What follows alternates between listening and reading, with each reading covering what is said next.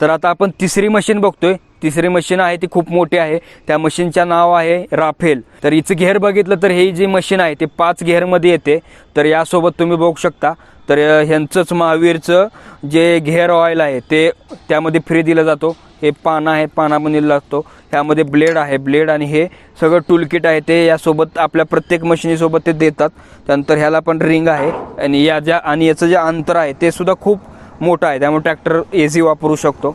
तर हे पण रिंग दिलेले आहे आणि टोटल आता पाठीमागे जर बघितलं तुम्ही, इकडे येऊन सांगतो तुम्हाला, तर ह्यामध्ये बराच स्पेस आहे भरपूर। त्यामुळे आपण वैरण जे टाकू शकतो आपण, कडबा कुट्टे असेल हे, किंवा आपण यामध्ये जर पेंड्या टाकल्या तर ह्यामध्ये अंतर जास्त, त्यामुळे खूप जातं।